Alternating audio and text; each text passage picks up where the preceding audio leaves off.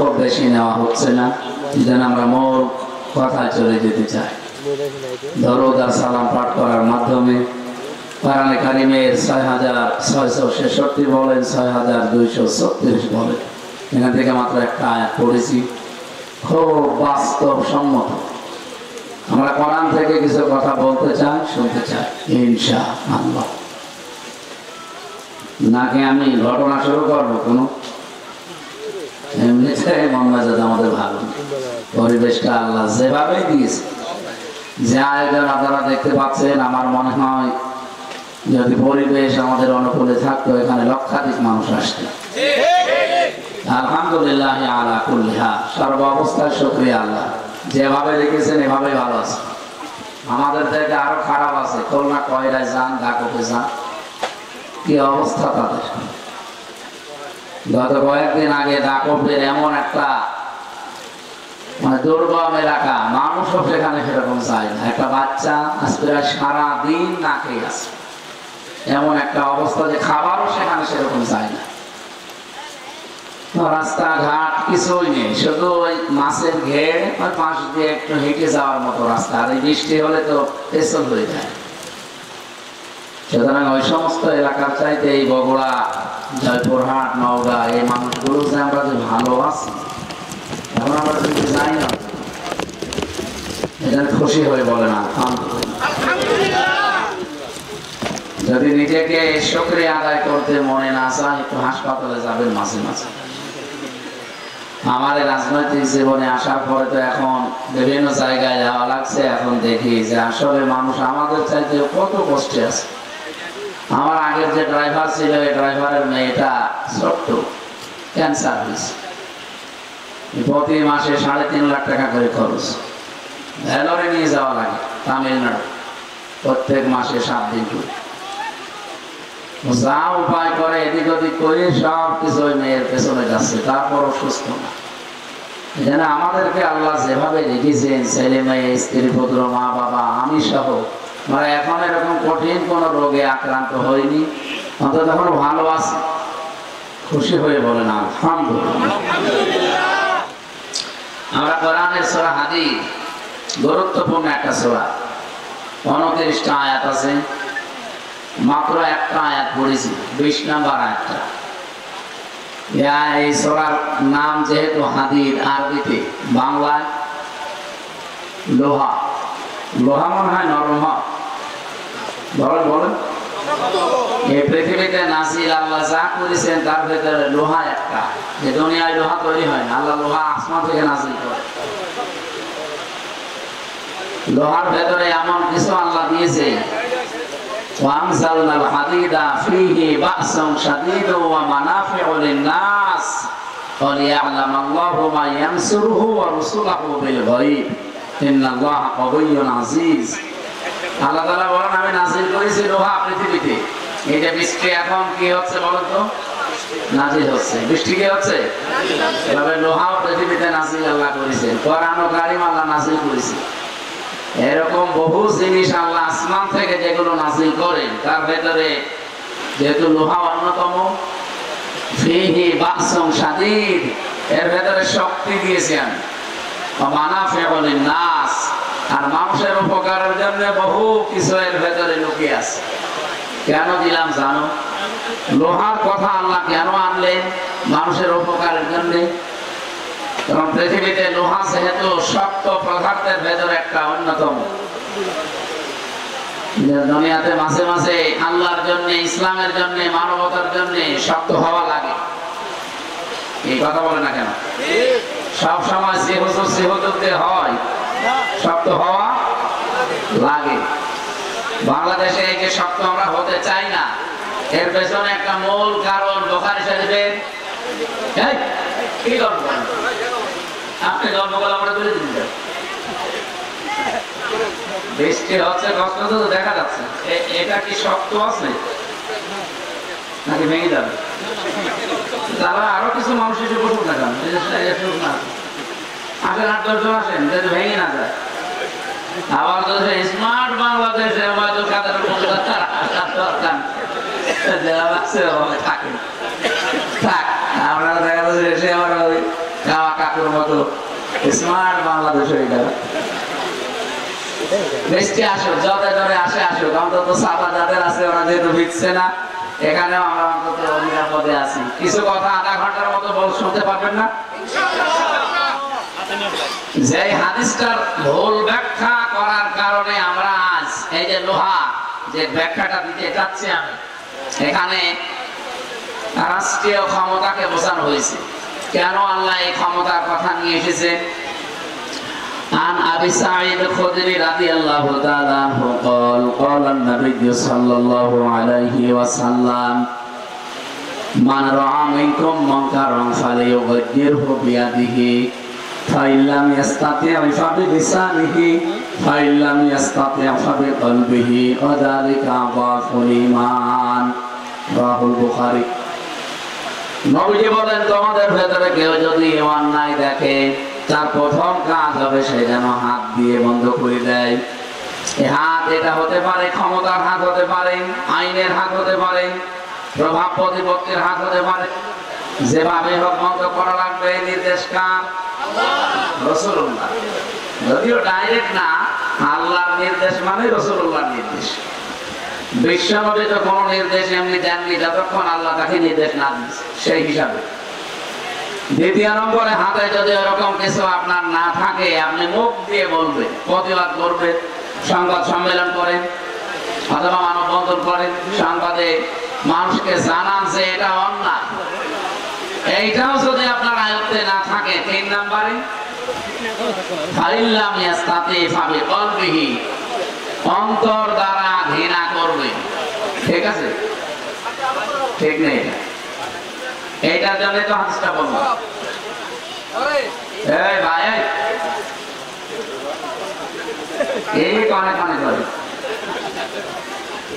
আমরা কি ম্যাডাম হারিয়ে গেছে নাকি? আধা ঘন্টা বললাম একটু।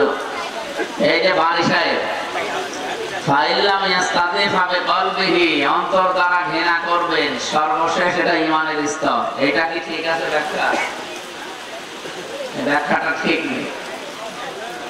আমি ওইভাবে পড়েছি, উনি ওইভাবে পড়েছি। কিন্তু চিন্তা করে দেখেন তো এই ব্যাখ্যা বলার কারণে কি ক্ষতি হয়ে যাচ্ছে পৃথিবীর।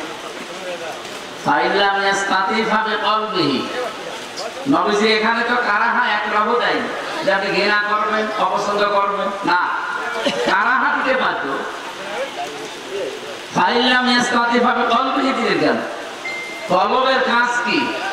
কলবের প্রথম কাজ হচ্ছে চিন্তা করা, পরিকল্পনা করা। কি কথা বলতে কেন? কলবের কাজ চিন্তা করা, পরিকল্পনা করা। তাহলে আপনাকে অন্যায় দেখলে পরিকল্পনা করা লাগবে, চিন্তা করা লাগবে যেটা কি করে তুলে দেওয়া যায়। এখন সেটা না করে আপনি ঘৃণা করেন। একটা সিনেমার উলঙ্গ পোস্টার লাগানো আছে, অথবা এক এলাকায় মনে করেন উলঙ্গ নাচ চলছে, আপনি যদি বলেন নাউযুবিল্লাহ আস্তাগফিরুল্লাহ, এই কাজটা করে ঘৃণা করে চলে আসেন, ওটা কি কিয়ামতের আগে বন্ধ হবে? বলেন বলেন, কি করা লাগবে? পরিকল্পনা নেওয়া লাগবে আপনাকে, যে যেই জায়গায় আছেন তাকে চিন্তা ভাবনা করা লাগবে কি করে এটা বন্ধ করা যায়। এটা ঈমানের সর্বনিম্ন স্তর। এই ব্যাখ্যাটা আজ আমরা বাংলাদেশ, ভারত, পাকিস্তানে বুঝি না। এই জন্য এখানে অন্যায় দেখলে ও আমার কাজ না, ঘৃণা তো করেছি। আপনার তো ঈমানই নেই ঘৃণা করলে। কারাহা একরাহ যদি দিতেন, আপনি ঘৃণা করলে তা এড়াতে পারতেন। আপনার কলবের নাম আছে এখানে। এই জন্য কাজ হবে কি? কয়েকদিন আগে আমার গ্রামের বাড়ি কুষ্টিয়া জেলা ইবি থানা দাবিয়াভিটা, আমার বাড়ি থেকে 3-4 বাড়ি পরে একটা লোক গ্রাম্য মানুষ উনি নিয়ত করেছে আমার ছেলে যদি বিদেশে যেতে পারে আমি গাছের গান দেব। এটা নিয়ত হইতো? দেখে বললাম তো ভাই কি নিয়ত করেছে? বললো না, বললো মানব পালন করাই লাগবে, না আমার ছেলের যদি ক্ষতি হয়ে যায়। কি গান দেবে? এসব এলাকায় মনে হয় পরিচিত নেই আপনাদের। গাছের গান হচ্ছে এই যে মহিলাকে নিয়ে যে নাচা, আর যদি মহিলা এরকম পাওয়া না চায়, পুরুষকে শাড়ি ব্লাউজ ছায়া পরিয়ে আরো বিভিন্ন জিনিসপত্র দিয়ে মেয়ে লোক বানায়।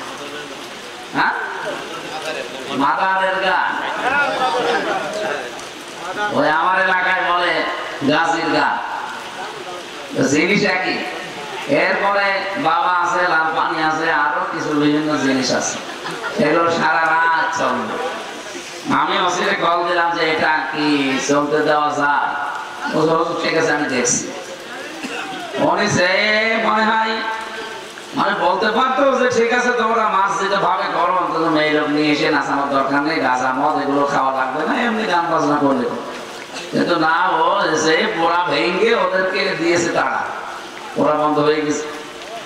ওই মহিলারা বলছে আমার মান্যত পূরণ হয়নি এই হামজার কারণে, ভোট চাইতে আসবে তখন দেখ। কথা হইল, আমি ওদের জাহান্নাম থেকে বাঁচালাম, কত গোনা হয়তো বলে তো ওই 2 রাত ওরা একাধারে আয়োজন করেছিল, কত গোনা হয়তো বলে। যদি মহিলা নিয়ে আসতো সারা রাত নাচতো, এরপরে যদি মহিলা নাও আসতো তাও পুরুষ মানুষ মহিলা সাজিয়েছে। নবীজির হাদিস হচ্ছে কোন পুরুষ যদি মহিলার সাজ ধরে, কোন মহিলা যদি পুরুষের সাজ ধরে, তার উপরে 24 ঘন্টা লানত দেয় কে? ওদেরকে আমি বাঁচালাম না মারলাম? আমি যে পরিকল্পনাটা করেছিলাম, আমার হাতে শক্তি ছিল না, মনে মুখে শক্তি ছিল না, কিন্তু কল্পনা তো করেছিলাম। আমি এই পরিকল্পনা করেছিলাম অন্তর দিয়ে। কি দিয়ে বলেন তো? এই অন্তর দিয়ে পরিকল্পনা করার কারণে এটা বন্ধ হয়ে গেছে, এই অন্যায়টা। এখন শুনলাম ওখান থেকে 1/2 কিলো দূরে আরেকটা পাড়া আছে, ওরা নাকি এটা আয়োজন করার জন্য আবার উঠে পড়ে লেগেছে। আমি গতকালকে ঘোষণা দিয়ে এসেছি যে আমার এই 2 থানা, আমার এরিয়া এই থানা সদর থানা, ইসলাম সমর্থন করে না এমন কোন কাজ যদি কেউ করে, যতটুকু পাওয়ার আল্লাহ দিয়েছে ওটা তো কাজে লাগাবোই, সর্বশেষ পরিকল্পনা করে হলে ওটা আমরা তুলে দেব। এটা ইমানের সর্বনিম্ন স্তর। এটাও যদি কারো ভেতরে না থাকে, তো অন্যায় বন্ধ করবেন কি করে? খালি আমি ঘৃণা করি, আমি দেখতে পারি না, আপনি এ বলে তো দায় ছাড়তে পারেন না। এইখানে অন্যায়গুলো বন্ধ করার জন্য যদি হাতের ক্ষমতা থাকে ভালো, যেহেতু হাতের ক্ষমতা আমাদের নেই। বাংলাদেশে মুসলমানদের অনুরোধ করার সিস্টেম আছে, আদেশ দেওয়ার সিস্টেম আমাদের হাতে নেই। আছে, কারণ আদেশ দেয় যে সমস্ত জায়গা থেকে, ওখানে মুসলমান নেই, নামধারী মুসলমান আছে। 1628টা চেয়ার আছে বাংলাদেশে, তার ভেতরে এটা কি থানা? এই 5 বিবি থানার যিনি ওসি আছে ওইটা একটা। সারা বাংলাদেশে এখন 1628 জন মানুষ আছে দায়িত্বে। এই মানুষগুলোকে আমরা চাই আদেশের জায়গায়, যেহেতু তারা বসে আছে, তারা আদেশ দিলে যেন আল্লাহর বিধান দিয়ে দেয়। আর আমরা যারা 18 কোটি জনগণ আছি, আমরা আছি অনুরোধের জায়গায়। জি হুজুর, জি হুজুর। বলেন তো, ইসলাম কি অনুরোধের জায়গায় থাকবে না আদেশের? বলেন বলেন। 54 বছরে তো আমরা ইসলামকে আদেশের জায়গায় নিয়ে যেতে পারি নাই, তাহলে অনুরোধের জায়গায় রেখেছি। কি জবাব দেবেন আপনি বলেন? কোনদিন কি চিন্তা করেছেন, কল্পনা করেছেন, পরিকল্পনা নিয়ে এসেছেন কি করে ইসলামকে আদেশের জায়গায় নেওয়া যায়? করেন না। আমার মতো একটা জব্বা গায়ে দিয়ে, সুন্দর পাগড়ি মাথায় দিয়ে আপনি শুধু বরবার করে ধরেন, আর মনে করছেন আমি বিশাল বুজুর্গ। আপনি কি বুজুর্গ না বেজির্গ? বলেন। আপনার তো ইমানই নেই, কারণ এটা 3 নাম্বার স্তর। যালিকা আদাফুল ঈমান, আদাফ ইসমে তাফসীর, এর চাইতে নিম্ন আর ঈমান হয় না। তো এইটাও যদি কারো ভেতরে না থাকে, তো ও কিয়ামতের দিন ঈমানদার বলে উঠবে কি? তাহলে আমি আপনার ক্ষতি করতে আসি না, আপনাকে আমি বাঁচাতে চাই, কারণ আপনি এই বিষয়টা এভাবে চিন্তা ভাবনায় আনেন। আব্দুল বারী ডক্টর, উনিও যেভাবে পড়েছে আমিও ওইভাবে পড়ে এসেছি বিশ্ববিদ্যালয়ে।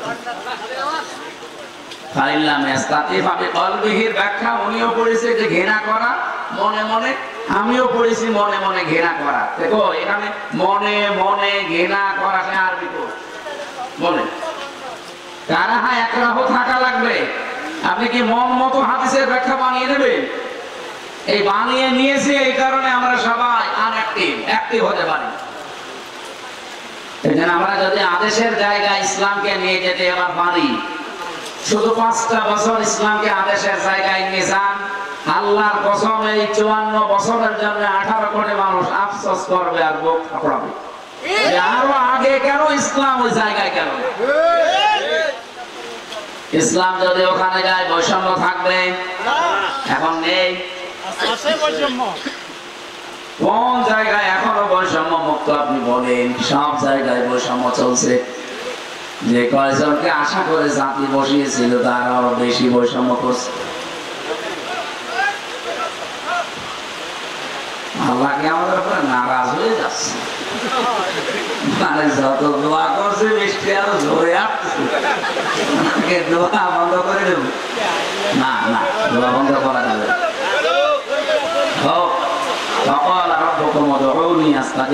যেহেতু সূরা হাদীদ লোহা, এর ভেতরে একটা পাওয়ার ক্ষমতা এরকম কিছু থাকার সম্ভাবনা আছে না? লোহার ভেতরে কি আছে? শক্তিশালী জিনিস। এটা ওর ভেতরে পাওয়ার আছে, শক্তি আছে। এই জন্য শক্তি লাগে। শক্তি ছাড়া সব জায়গায় হুজুর দিয়ে ইসলাম চলে না। আমরা চাই আগামীতে আর ইসলামকে আমরা একেবারে শক্তিশালী যে জায়গা ওখানে পৌঁছিয়ে দেব। বাকি সব কিছু চলবে ইসলাম অনুযায়ী ইনশাআল্লাহ। যেহেতু দুনিয়ার একটা বিষয় বোঝাতে আমরা বসেছি, আসে সূরা হাদীদের 20 নম্বর আয়াত মদিনায় নাযিল হয়েছে।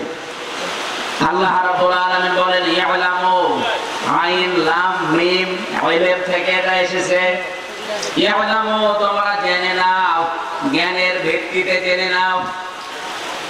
যেহেতু জ্ঞান যাদের আছে তারা চিন্তা ভাবনা করতে পারে, এজন্য চিন্তা ভাবনা করে একটু জানো আন্নামাল হায়াতুদ দুনিয়া। আন্না বা ইন্না এই শব্দের পরে যদি মা আসে তাহলে বাংলা অর্থ দাঁড়ায় একমাত্র, কেবলমাত্র, শুধুমাত্র, প্রকৃতপক্ষে, এরকম অর্থ আসে। আল্লাহ পাক বলেন আন্নামাল হায়াতুদ দুনিয়া, জেনে রাখো প্রকৃতপক্ষে দুনিয়ার এই জীবনটা লাইবুন, এটা ক্রিয়া, খেলাধুলা, লাহবুন কৌতুক, খেল, হাসি ঠাট্টা, বিদ্রুপ, এরকম একটা জায়গায় দুনিয়া। আল্লাহ পাক বলেন জিনাতুন, এটা আমি শোষণ করে দিয়েছি, সৌন্দর্য মণ্ডিত করে দিয়েছি। কি দিয়ে? ওয়াতাফাখুরুম বাইনাকুম ওয়াতাকাসুরুম ফিল আমওয়ালি ওয়াল আওলাদ, তোমরা পরস্পর গর্ব অহংকার করো সন্তানাদি আর সম্পদাদি, এর মাধ্যমে প্রতিযোগিতা করো। একে অন্যের চাইতে কি করে এগুলো বৃদ্ধি করা যায়? গৌরব, সম্মান, টাকা পয়সা, সন্তানাদি, এগুলো নিয়ে মানুষ প্রতিযোগিতা করে। কি করে ওর চাইতে আমি, ওর চাইতে আমি বৃদ্ধি করা যায়। দুনিয়ার জীবনটা কিন্তু আল্লাহ একটা উদাহরণ এবার দিচ্ছেন। জয়পুরহাটবাসী, আমার তো মনে হচ্ছে শুধু আল্লাহর এই উদাহরণটা কেউ যদি একটু খেয়াল করে তার দুনিয়ার জীবনই পাল্টিয়ে দেওয়ার কথা। একটু খেয়াল করেন তো আল্লাহর উদাহরণটা।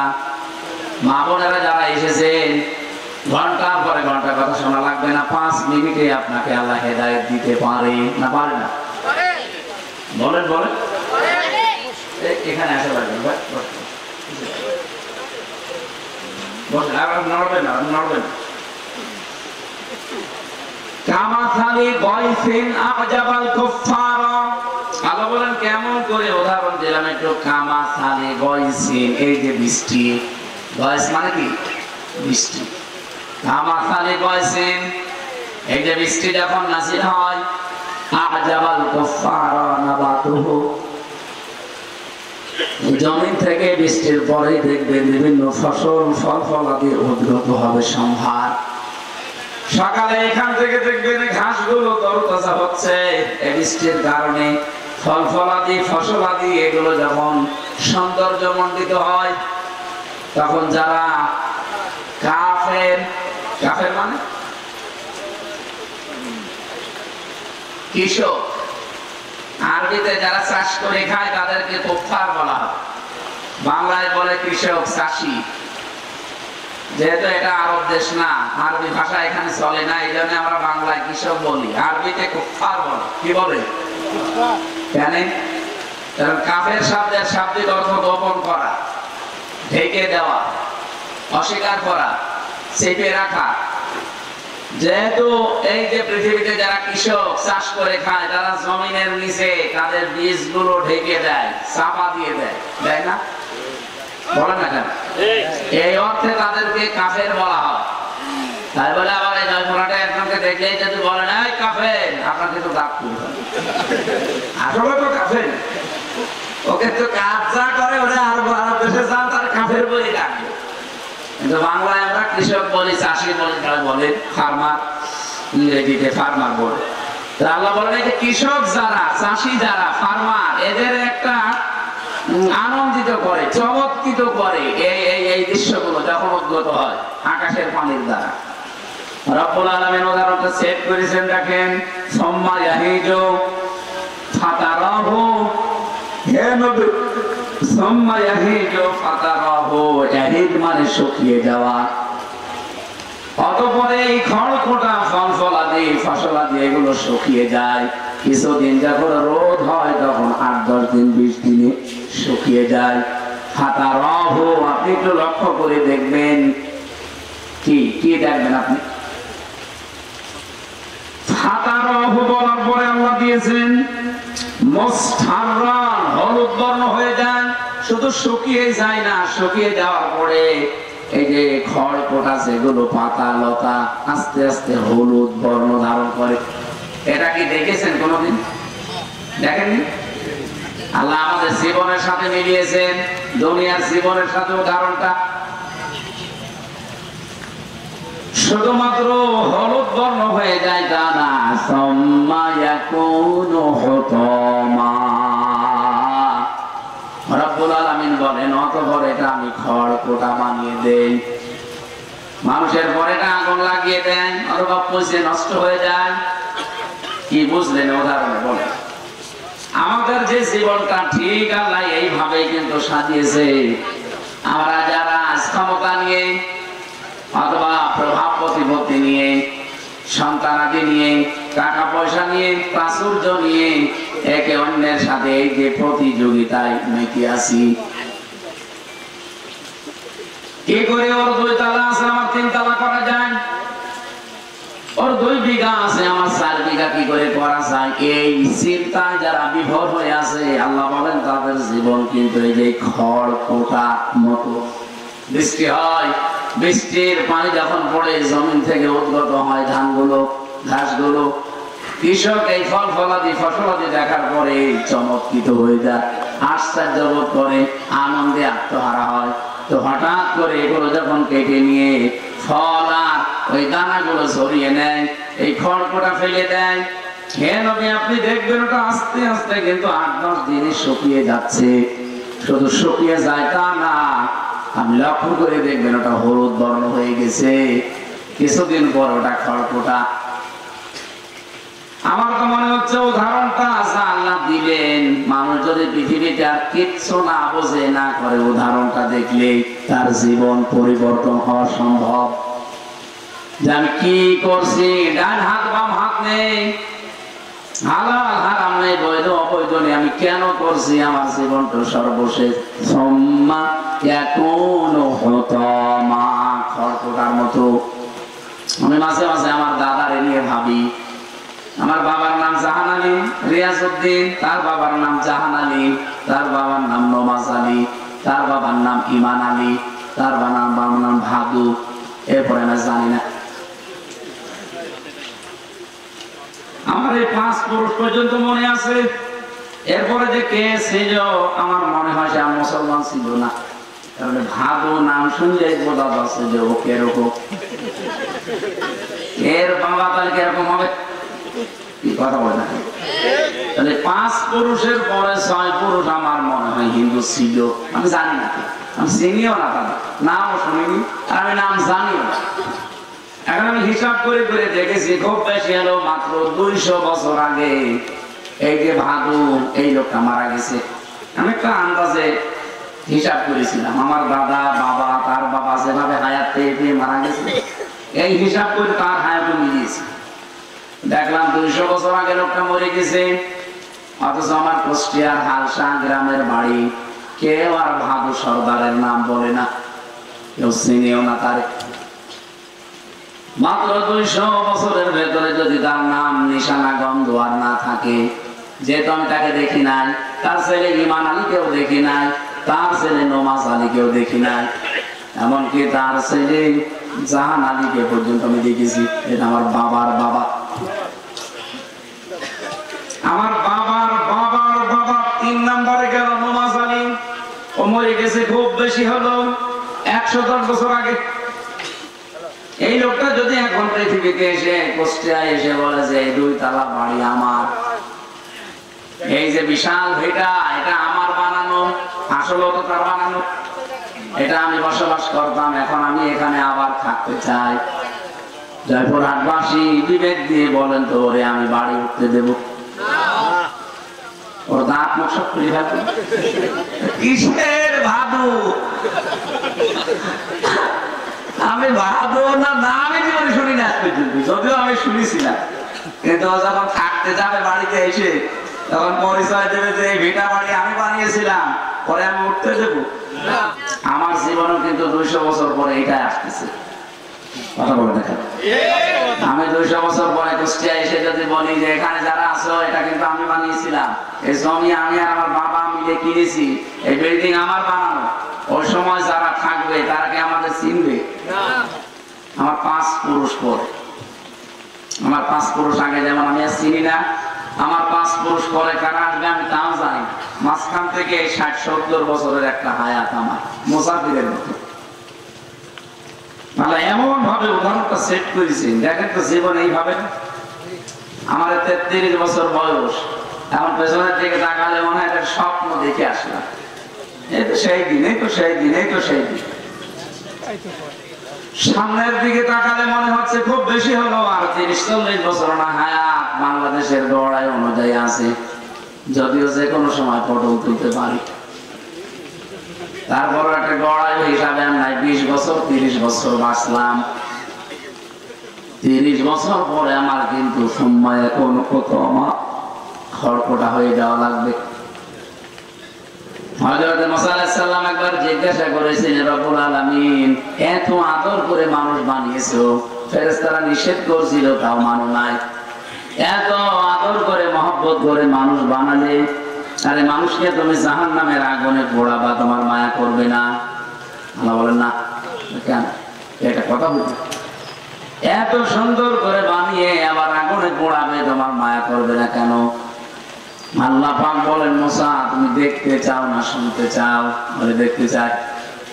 তুমি যে জমি চাষ করে খড়পোটা গুলো নিয়ে আসো, ফসলাদি ফল ফলাদি নিজের গোয়ালে নিজের গোলাতে ঘরে রেখে, এই যে পোয়াল, যেগুলো পোয়াল বলে তো খ্যার পোয়াল, এই পাটকাঠি এগুলো তো সব বাইরে রেখে দাও। কিছুদিন পরে ওগুলো যখন আবর্জনা মনে হয় তখন আগুন লাগিয়ে দাও। তোমার কি খারাপ লাগে না ভালো লাগে? হযরত মুসা বলছে, আল্লাহ পোড়ানো দেখলে তো ভালো লাগে, কারণ আমার পরিষ্কার হচ্ছে, আমার আবর্জনা গুলো পরিষ্কার পরিচ্ছন্ন হয়ে যাচ্ছে, এগুলো আগুন লাগলে তো ভালোই লাগে। আল্লাহ পাক বলেন, অথচ এই ধান গাছ এই পাট গাছটা বানাতে তুমি কত পরিশ্রম করেছিলে, এর পেছনে কত সার মাটি দিয়েছে, এত ফর্ম দিয়ে পরিশ্রম দিয়ে কষ্ট করে বানালে, অথচ এখানে নিজে আগুন লাগাচ্ছ আর নিজে আনন্দ পাচ্ছ। আমি এত আদর করে মানুষ বানানোর পর যখন আমার বিধান মানে না, এই মানুষগুলোকে আমি জাহান্নামে দেওয়ার পরে আমার কষ্ট লাগবে না, আমার মনে হবে যে পরিষ্কার হচ্ছে।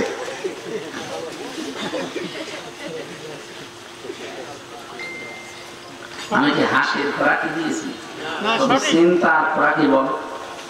আমি আমার দাদার বাবার পরদাদার উদাহরণ দিলাম, আমারটা উদাহরণ দেখবেন এখানে 100 বছর পরে যে আসবে সে দেবে। এই জমিন কিন্তু এভাবেই থাকবে, হয়তো বিল্ডিং আবার নতুন হবে, এই জমিন কি পাল্টাবে? পাল্টাবে কি আমরা। এখানে যারা আছে 100 বছর পরে কেউ, আরে যে মহিলা দুজন হেঁটে যাচ্ছে, এরা কি এইভাবে হেঁটে যাবে না মাটির নিচে? মাটির নিচে। যারা আমরা আছি কেউ হাঁটা চলা দাঁড়ানো সব বন্ধ, 100 বছর পরে সব মাটির নিচে। আর এই মাটি চাষ করার জন্য নতুন আরেকটা প্রজন্ম দুনিয়ায় আসবে। এ পর্যন্ত ঠিক আছে না? রব্বুল আলামিন এবার উদাহরণ দিচ্ছেন, ওয়াফিল আখিরাতি আযাবুন শাদীদুন ওয়া মাগফিরাতুম মিনাল্লাহি ওয়া রিদওয়ান। থেকে শাস্তির কথা এত স্পষ্ট ভাবে দিয়েছেন যে আমি আল্লাহর বিধান মতো যারা চলো না, এই যে জ্ঞান এলেম বিবেক যাদের দিয়েছে এটা কাজে লাগালে না, তাদের জন্য কঠিন যন্ত্রণাদায়ক শাস্তি রেডি করে রেখেছি। দুনিয়ার জীবনটা সত্যি যদি বুঝে ফেলো যে আসলে এই আল্লাহর বিধান মতো চলো, হালাল হারাম একটু মান বেশ করে চলো, যদি বুঝে বুঝে দুনিয়ার ছোট্ট জীবনটা শেষ করতে পারো, দুইটা পুরস্কার তোমার জন্য। এক নম্বরে আমি আল্লাহ তোমারে মাফ করে দেব। এটা যে কত বড় একটা নিয়ামত, মাফ। নবীজি মাঝে মাঝে বলতেন আল্লাহর মাফ পাওয়া ছাড়া কেউ জান্নাতে যেতে পারবে না। সাহাবেরা বলে হুজুর আপনি? বিশ্বনবী বলেন আমিও আল্লাহর ক্ষমা ছাড়া জান্নাত পাবো না। যদিও নবীজি আগে পরে সব অপরাধ আল্লাহ মাফ করে দিয়েছেন। লিয়াগফির লাকাল্লাহু মা তাকদ্দামা মিন যামবিহি ওয়া মা তাআখার। হে নবী আপনার আগে পেছনের যত অপরাধ ছিল আল্লাহ সবগুলো মাফ করে দিয়েছেন। না দেবে? দিয়েছেন। লিয়াগফির মোসালে আপনার সব অপরাধ আল্লাহ আগেই মাফ করে দিয়েছেন। যার সব মাফ হয়ে গেছে তিনি যদি এই চিন্তায় থাকে যে আমি রহমত ছাড়া, দয়া ছাড়া, ক্ষমা ছাড়া জান্নাত পাবো না, আমাদের তো মাফের কোনো গ্যারান্টিও আসে নাই, এসেছে, আমাদের কত চিন্তা নিয়ে চলা লাগবে। এক নম্বরে আল্লাহ পাক বলেন, দুই নম্বরে আমি আল্লাহ নিজে তার উপরে খুশি হয়ে যাব। আমাল হায়াতুদ দুনিয়া ইল্লা মাতাউল গুরুর। পৃথিবীর জমিনটা খেলাধুলা ধোঁকাবাজি ছাড়া কিচ্ছু না। আমি এটা আগে যতটুকু বুঝতাম, জেলখানায় 3 বছর থেকে আরো বেশি বুঝেছি যে পৃথিবীর জমিনটা পুরাটাই আল্লাহর ভাষায় যেহেতু ধোঁকা, এটা আসলে ধোঁকা।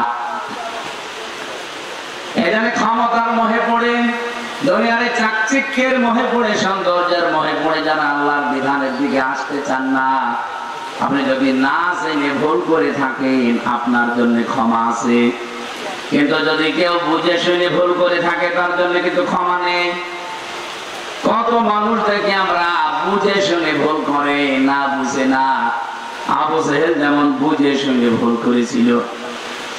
তাফসীরের ভেতরে পড়েছিলাম শুরাইক ইবনে আখনাস, এই লোকটা একদিন আবু জেহেলকে ডাক দিয়ে বলছে, নেতা মুহাম্মদ যেটা পড়ে রাতের বেলা তো তুমিও গোপনে শুনতে যাও, আমিও যাই, কারণ আমি আসলে তুমি যাও, তুমি আসলে আমি যাই।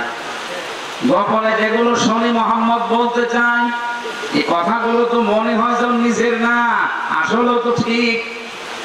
আবু জেহেল বলছে আশপাশে তাকিয়ে দেখ কেউ আছে কিনা, বলছে নেই, এদিকে আয়। আমিও বলছি মুহাম্মদ যা বলে কথা সত্য, কিন্তু ওর কথা যা ওগুলো যদি মানি তাহলে আমার তো সিয়ার থাকে না। আবু জেহেল তো বিরোধিতা করেছিল, বুঝি না না বুঝি, বলো না কেন? আজ বাংলাদেশে বহু মানুষ ইসলামের বিরোধিতা করছে, বুঝে না না বুঝে। না বোঝা মানুষগুলো আমি বাদ দিয়ে দিলাম, বুঝে যারা বিরোধিতা করছেন মারাত্মক একটা ক্ষতি হবে আপনার। আবু জেহেলের যেটা হয়েছিল কি, ও হেদায়েত পায়নি, ওকে তো জানতো, মানতো না। শুরাইক ইবনে আখনাস লোকটা ডাক দিয়ে বলে, নেতা কি বললেন? আপনি নিজেই বলছেন ওর কথা সব সত্য, আর আপনি বলেন আমি মানি না, মানলে আমার সিয়ার থাকবে না, একটা কথা হলো। আবু জেহেল ডাক দিয়ে বলেছে, বেটা এই জন্যে আমি নেতা, তুই আমার কর্মী। আল্লাহ রাব্বুল আলামিন কোরআনে কারিমে নাযিল করলেন ওই সময়, قد نعلم إنه ليحزنك الذي يقولون فإنهم لا يكذبونك ولكن الظالمين بآيات الله يجحدون। হে নবী আমি অবশ্যই জানি ওরা যে কথাগুলো আপনাকে বলে, পাগল বলে, জাদুকর বলে, কবি বলে, গণক বলে, দেশদ্রোহী বলে, আমি জানি যা বলে আপনার কষ্ট হয়, কিন্তু আশ্চর্যের বিষয় ওরা কিন্তু আপনাকে মিথ্যাবাদী বলে না। ফাইন্নাহুম লা ইউকাযযিবুনাকা, ওরা কিন্তু আপনাকে মিথ্যাবাদী বলে না। ওয়ালাকিন্নাজ যালিমিনা বিআয়াতিল্লাহি ইয়াজহাদুন, আসল কথা হচ্ছে জালেম যারা তারা আল্লাহর আয়াতকে অস্বীকার করে। ওয়ালাকাদ কুযযিবাত রাসূলুম মিন ক্বাবলিকা, অবশ্যই আপনার পূর্বে বহু নবী রাসূল দুনিয়ায় আমি পাঠিয়েছিলাম। ফাসাবারু আলা মা কুযযিবু ওয়া উযু হাত্তা আতাহুম নাসরুনা, তাদের উপর যে জুলুম অত্যাচার কষ্ট ক্লেশ নেমে এসেছিল তার উপরে তারা ধৈর্য ধারণ করেছিল। ওয়ালা মুবাদদিলা লিকালিমাতি, আল্লাহর কালেমা কোনদিন পরিবর্তন হবে না। হাত্তা আতাহুম নাসরুনা, যতক্ষণ আমার সাহায্য তাদের কাছে না এসেছে তারা ধৈর্য ধারণ করেছিল। সুতরাং আপনার উচিত, যেহেতু নবী এখন নেই, ওয়ালাকাদ জাআকা মিন নাবাইল মুরসালিন, অবশ্যই আপনার কাছে অনেক নবী রাসূলের ঘটনা আমি আল্লাহ শুনিয়েছি। আমাদের কাছে যে ঘটনাগুলো বিভিন্ন নবীর এসেছে এই শিক্ষাটা নেওয়ার জন্য। আর যারা বিরোধিতা করে, না বুঝে করে, যারা আলাদা, ওই যে গাছের গান দিয়েছিল গ্রামে, সেটা ওটা না বুঝে, কিন্তু বুঝে যারা বিরোধিতা করছে না, আজ আল্লাহর কসম আপনার বড় ক্ষতি হয়ে গেল, আপনি আর হেদায়েত পাবেন না। শয়তান যেটা পেয়েছিল, ও বুঝে ভুল করেছিল, না বুঝে করে নাই। এই জন্য আল্লাহকে দুইটা জিনিস থেকে চিরবঞ্চিত করে দিয়েছে। এক নম্বরে শয়তান কোনোদিন ক্ষমা পাবে না, দুই নম্বরে শয়তান কোনোদিন আল্লাহর জান্নাতে যাবে না। এই জন্য বুঝে যারা ভুল করেন আপনি কিন্তু হেদায়েত পাবেন না, হেদায়েত না পালে আপনি আল্লাহর ক্ষমা পাবেন না, আর ক্ষমা না পেলে আপনি জান্নাতেও যেতে পারবেন না। এই জন্য আমাদের উচিত হচ্ছে দুনিয়ার জীবনটা আল্লাহ যে উদাহরণ দিয়েছেন এই উদাহরণের সাথে বাস্তব উপলব্ধি করে জীবন চালানো। আমার স্ত্রী আমাকে ভালোবাসে, আমি জানি, তার সুখের জন্য, তার সন্তুষ্টির জন্য আমি অনেক কিছু ডান বাম করি। এ হাতের মাল এই হাতে, হাতের মাল এই হাতে আমি চালাই। কিন্তু এখন যদি আমি মারা যাই, আপনারা যদি খবর দেন যে হামদা সাহেব অ্যাক্সিডেন্ট করে মরে গেছে, হয়তো উনি কান্নাকাটি করবে, পাগলের মতো হয়ে যাবে। 2-4 দিন 7 দিন পরে দেখবেন আস্তে আস্তে স্বাভাবিক হয়ে গেছে। আমার শ্বশুর এসে বলবে যে তানিয়া আর কতদিন এভাবে তো থাকা যায় না। আমার বাবা মারে বলে শেষ পর্যন্ত বলবে চলো তোমার অন্য জায়গায় বিয়ে দেই, বিয়ে দিয়ে দেবে। হয়তো 3-4 দিন সংসার হবে সেখানে। আমার শ্বশুর যদি জিজ্ঞাসা করে তানিয়া কেমন জামাইটা, বলে এটা আসল জামাই, আগেরটা ছিল ভেজাল। কথা বলছেন, এখন যার সাথে দিয়েছে এটা আসল জামাই, আর আগে যেটা ছিল মানুষ, তখন 14 রকমের দোষ বের করবে, তো হাত মানের মতো। দুনিয়ার জীবনটা যেহেতু এরকম, এমনকি আমার যদি লাশটা পাঠিয়ে দেন কুষ্টিয়ায়, যদি আমাকে বলা হয় যে আজকের রাতটা যে খাটে আপনি আছেন, খাটের নিচে খাটিয়ার ভেতরে শুধু রেখে দেওয়া হবে, ও তাও রাজি হবে না, বলবে জিন আসবে। এই হচ্ছে দুনিয়া। আমি ছেলে 3 বছর যেহেতু ফাঁসির কন্ডেম সেলের ভেতরে ছিলাম, এটা একেবারে হাড়ে হাড়ে আমি উপলব্ধি করতে পেরেছি যে দুনিয়ায় কেউ কারো না, সবাই আমরা স্বার্থের পাগল। পৃথিবীতে প্রত্যেকটা মানুষ স্বার্থের জন্য মা বাবা ভালোবাসে। আপনি মা বাবার খোঁজ খবর নেওয়া বন্ধ করে দিন, মানুষ হিসাবে সেও আপনাকে ঘৃণা করবে। পৃথিবীর জমিনটা এরকম, শুধুমাত্র মহান রব্বুল ইজ্জাত ওয়াল জালালকে ছাড়া কাউকে আপনি আপন পাবেন না। সামনে যেহেতু এরকম একটা দিন আসতেছে, এই জন্য আল্লাহর ঘোষণা হচ্ছে ওয়াসাবিকু ইলা মাগফিরাতিন মির রাব্বিকুম, সাবিকু ইলা মাগফিরাতিন মির রাব্বিকুম। তোমরা প্রতিযোগিতা করো, তোমরা দৌড়াও, অ্যাডভান্স হও, তোমরা অগ্রসর হও। কিসের দিকে অগ্রসর হবা? আল্লাহ বলেন ইলা মাগফিরাতিন মির রাব্বিকুম, তোমাদের রবের ক্ষমার দিকে দৌড়াও। জান্নাতিন আরদুহা, এমন জান্নাতের দিকে তোমরা ধাবিত হও, দৌড়াও। কারদিস সামাই ওয়াল আরদ, যে জান্নাতের প্রশস্ততা আকাশ আর জমিনের চাইতেও বিস্তৃত। বলেন সুবহানাল্লাহ। আপনি এখানে কোরআন শরীফে দেখবেন আল্লাহ এখানে জান্নাতিন দিয়েছেন 1 বছর। আমরা জানি আরবি গ্রামারে 1 বছরের পরে 2 বছর আছে, এরপরে বহু বছর আছে। আপনি অন্যান্য ভাষা পড়বেন দেখবেন সেখানে 1 বছরের পরে বহু বছর, 2 বছর নেই। ইংরেজি ভাষা যারা পড়ে বসে বলেন তো 2 বছর আছে নেই, 1 বছরের পরে বহু বছর। আমি তামিলনাড়ুতে ছিলাম, তামিল ভাষা আমি শিখেছিলাম, ওদের সাথে কথা বলতাম, অনেক দিন ছিলাম। ওদের ভাষায়ও 1 বছর বহু বছর 2 বছর নেই। আমি মালয়েশিয়া যান, আমি তো ছিলাম, ওখানে 1 বছর 2 বছর নেই, একবারে বহু বছর মালয় ভাষা। কিন্তু আরবিতে নিয়ম হচ্ছে 1 বছর 2 বছর বহু বছর। কেন?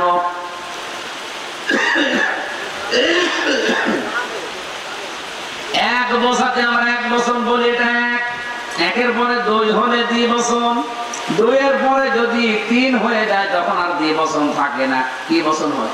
বহু বছর। বহু বছর। 3 হলে যেহেতু বহু বছর হয়, কমপক্ষে 3 হওয়া লাগবে বহু বছর হওয়ার জন্য। কোরআন শরীফে আল্লাহ যত জায়গায় জান্নাতের আলোচনা দিয়েছেন, খালি 3টা জায়গা বাদ দিয়ে সূরা শূরার ভেতর 1 জায়গায় আছে, আর এই যে সূরা হাদীদের ভেতর 1 জায়গায় আছে, আর একটা জায়গায় সূরা বাকারার ভেতরে। এই 3টা জায়গা বাদ দিয়ে কোরআন শরীফে প্রায় যেখানে আল্লাহ জান্নাতের বর্ণনা দিয়েছেন সেখানে দিয়েছেন জান্নাতি তাজরি মিন তাহতিহাল আনহার। বহু বছর দিয়েছেন আল্লাহ। তার মানে আমরা অনেক মানুষের কথা সারা জীবন শুনেছি, আল্লাহ যদি কাউকে একটা জান্নাত দেয় এই দুনিয়ার হিসাবে 10 দুনিয়ার সমান। শোনেন, তাহলে জান্নাত এখানে 1 বছর না 2 বছর না বহু বছর? বহু বছর যেহেতু জান্নাত আছে কোরআনে সব জায়গায়, তাহলে বহু বছর হতে হলে 3 লাগে। আর একটা জান্নাত যদি হয় তাহলে এই পৃথিবীর সমান 10 পৃথিবী। তাহলে 3টা জান্নাত আল্লাহ আপনাকে কমপক্ষে দেবে এই পৃথিবীর সমান 30 পৃথিবী। আর যারা জমিনের আইল ঠেলেন, 1-1.5 হাত আইল ঠেলে কতটুকু জমি বাড়াবেন? কত জমি লাগে আপনার আমাদের? আমরা ওই আখিরাতের ওই পুঁজি তৈরি করার জন্য ওয়াইতালিল্লাযিনা আমানু বিল্লাহি ওয়া রাসূলিহি প্রস্তুত করে রেখেছি আমার এই বিশাল জান্নাত, যেটা একটা এই দুনিয়ার মতো 10 দুনিয়া। তাহলে বহু বছর যেহেতু 3টা, একটা জান্নাতও যদি কাউকে দেয় এই পৃথিবীর 30 পৃথিবীর সমান আসমান আর জমিনের এই ফাঁকা জায়গার মতো জান্নাত দেওয়া হবে। প্রস্তুত করে রাখলাম যারা ঈমান এনেছে এবং রাসূলকে বিশ্বাস করে। যালিকা ফাদলুল্লাহি ইউতিহি মান ইয়াশা, এটা আল্লাহর পক্ষ থেকে একটা দয়া, যাকে তাকে আল্লাহ এরকম মন দেয় না। আল্লাহু যুল ফাদলিল আযীম, আল্লাহ বিশাল ফসলের অনুগ্রহের অধিকারী। আল্লাহ যেন বিশাল গ্রহণ করম আর ফসল নিয়ে বসে আছেন, আমাদেরকেও যেন আল্লাহ এই রহমত দয়া বরকতটা দিয়ে এরকম মন মানসিকতা তৈরি করার তৌফিক দেন। না 11টা বাজে, আমার মনে হয় যে অবস্থা আমার আর বিবেকে টানছে না কথা বলতে। যতটুকু বলেছে আল্লাহ তুমি মেনে চলার তৌফিক দিও, আল্লাহুম্মা আমিন। লা ইলাহা ইল্লা আনতা সুবহানাক ইন্নী কুনতু মিনাজ জালিমিন। রব্বুল আলামিন দেখো কত আশা নিয়ে এই কর্দমাক্ত জায়গায় বৃষ্টি সেনা তো এত বড় কঠিন মুহূর্তেও যারা বসে আছে কোরআন ছুঁয়ে যায় না, আল্লাহ তুমি এদেরকে ছেড়ে দিও না, কোরআনের কোলে তুলে দাও। মাহফিলটা বারবার নষ্ট হয়ে গেছে, এই জন্য এবার রিস্ক নিয়ে এরা প্রাকৃতিকের দুর্যোগের ভেতরে আঞ্জাম দিয়েছে।